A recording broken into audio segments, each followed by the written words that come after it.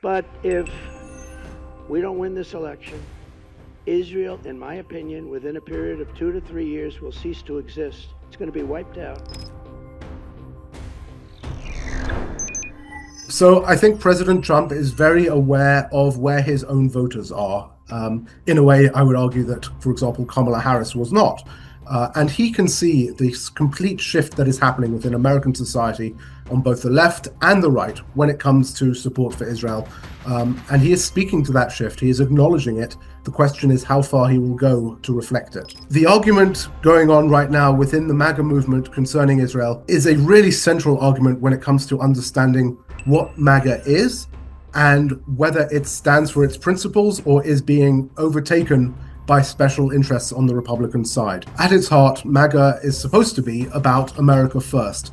But when you look at US policy towards Israel, it is Israel first. It is spending American tax dollars. It is tying down American troops. It is generating threats to American national security. And it is silencing Americans here at home in violation of our constitutional rights.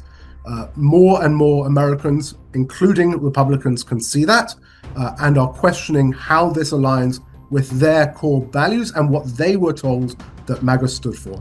I think to say that MAGA is going into an internal crisis regarding Israel is probably too strong. I think we will see how this plays out. And of course, there are still many within the Republican Party, particularly those who hold the ideology of Christian Zionism, who will remain strong supporters of Israel. I think the problem is that those beliefs are now being challenged as never before by the reality and by the new, for many people, understanding that Israel's attacks are not just against Muslims, they are against Christians, they are against churches, both in Gaza and in the West Bank.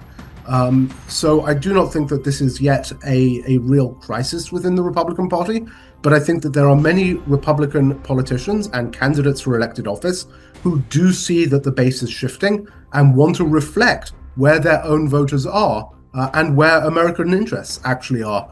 And that is a battle that will play out in the coming years. So I think what the war in Gaza did is, first of all, bring the question of Palestine, bring the question of American unconditional support for Israel in front of the eyes of millions and millions of Americans in a way that had not happened before. It is on their screens, particularly the younger generation who get so much of their news and information from social media all of the time. It is inescapable.